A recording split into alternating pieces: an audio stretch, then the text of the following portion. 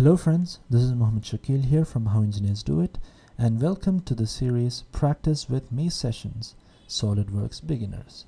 Few things before we get started. If you're not in the first video of the series, you would probably miss something useful. Practice with Me sessions are designed in a way to explain tool to the beginners by actually working on the simple projects. Thereby they learn to implement the tool at the same time. It requires zero CAD knowledge if you want to start with these lessons. I will make the drawing file full size in every video beginning so the users can take a screenshot of it and use it while they practice. This series is created following the success and appreciation I received from CAPA videos, so I will try my best to do the same with SolidWorks as well. I request my viewers and subscribers to give the same support I received from CAPA tutorial videos so that we can make this program a huge success. As usual, give thumbs up and comments. Without further ado, let's begin. In this video, we'll work on exercise number 61. To start off, we'll go to File, New, and double click on the part template. And we have the empty workspace open here. Let's go to the sketch and click on the sketch tool. And let's begin the sketch by doing it on the top plane, not the front plane.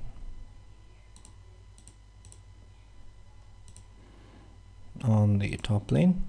Now we have the top plane invoked here and it's normal to our screen. Let's first do this part of the sketch by creating 3 circles. 1, 2, and 3. We need one more circle here. Alright, now let's control select 3 of the outer circles and give equal tick mark, and let's select the inner circles together and go for equal once again, tick mark. Now finally what we can do is we can give lines 1, a second line, and let's give tangency constraint with the lines. Oops, tick mark. Let's select the origin and this point here and go for vertical, tick mark, and also select this point and the origin here and go for horizontal, tick mark. Also select this circle and this line here and go for tangency constraint, tick mark. Also select this circle and this line here and go for tangency constraint, tick mark, and the same goes here, tangency constraint, tick mark. Now we can use the origin and the center of the circle and go for horizontal, tick mark. Now select the line here and go for what we can do is just create a center line and just draw a line downwards. Select the line here and go for mirror entities and mirror about the axis here, tick mark. Now select this circle and the circle here and this axis line and go for symmetric, tick mark. Select the line here, delete. Alright, now go for trim entities and trim this and this and this and this. Right, now here also we have to trim a little bit. Alright, now let's zoom out a little bit and trim this, this, and this portion. Alright, now what we can do next will be to start constraining. So go for smart dimension, and what we can do is from the center of the circle to this center, it is 992.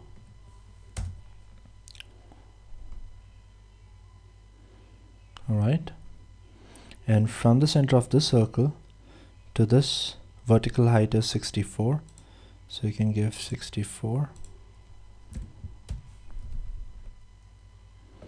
Alright, now what we can do is if none of the lines, or if some of the lines are not getting constrained, or if it looks like it's blue, what we can do is just simply try to drag the sketch around. You can see that there are some constraints still missing.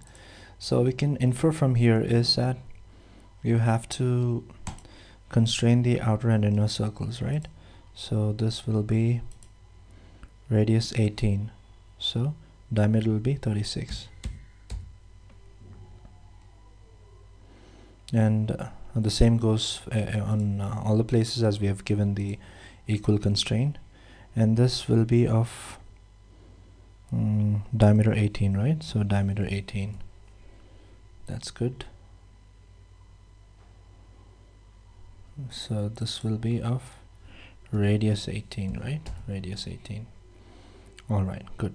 Now you can see that there is something wrong here. So as I've explained in my previous video, when you do a mirror, the tangential constraint that is created between the line and the circle will not get mirrored. So you have to manually select these lines and give tangency constraint. Now you can see that it's fully constrained. Still looks like okay. You have to give the same over here as well, and just go for tangency constraint and go to the tick mark. You can see that it's fully constrained. The next thing will be to exit the sketch and go for features, extrude boss and base, and the thickness of this would be how much? 12. So you can give 12 here, tick mark. Now we have that thickness applied there. Now what would be the next thing to do? So we have this and this structure to be done, and we have this extension here. So what I would suggest would be to, okay, let's do this block here.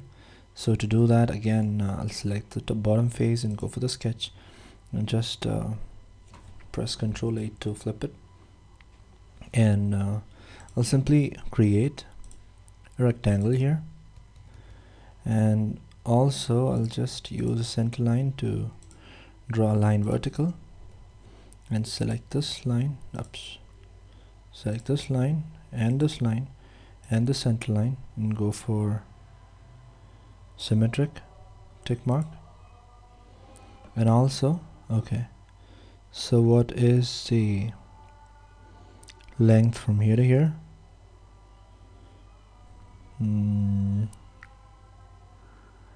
So you can see, okay, you can see it from here, 22, 12, 12. So 22, 24, 34, 36, 46. So this will be totally 46, right? 46 here, and this would be how much? So this center to this center will be 38, right? So you can simply go for the smart dimension, select this center is in line with this edge here, so let's take this and let's give here as 38. Good. Now it's fully constrained, as we can see a black color there. I can simply go for extrude boss and base and give an extrude in the reverse direction of 12 there. Yes, okay. Now the next thing to do will be to create this structure. So I'll select this face here and go for the sketch, and this time what I would do is to create a circle here, another circle there, and now select this point and this point here and go for vertical, tick mark, and select this point and this circle and go for coincident, tick mark, and give dimension for this. That would be radius 16, diameter will be 32, and what is the okay, this is of diameter 16, right? Diameter 16, so I'll just give 16 here, diameter 16 here. All right, now simply select the line and just draw a line downwards, and now you can You can give a tangential relationship here, and also select this point here and this line here and go for coincident, tick mark. You can use a trim command and trim this portion here, and also select this point to this line. You can draw a line there, and you can use a trim entities to trim this portion. And also from the center of the circle to this edge, it is 82, right? 82. So center of the circle to this point, it's 82, horizontal direction, horizontal distance, 82. Now we have a fully constrained sketch there. Exit the sketch, and now you can simply go for extrude boss and base and extrude it for 12 in the reverse direction. Alright, tick mark. Now you can simply select that boss extrude and go for mirror, and mirror it with respect to, I believe there is some plane there. Yeah, the right plane, tick mark. Now we have the other side mirrored as well, and that's about I think the exercise is over. I hope you enjoyed. Thank you, and stay tuned. Thank you for watching. If you have any doubts on this video, put them on the comment section and I'll try to respond to them as early as I can. If you think my videos are helpful, hit the like, subscribe and share button. If you're interested to get How Engineers Do It t-shirt, you can get it by contacting me. I've put an image of it on the next slide. Here's a t-shirt.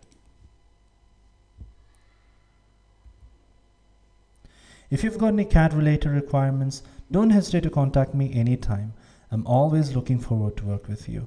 You can personally get in touch with me at ketia.pro.user@gmail.com. Thank you for your time and stay tuned.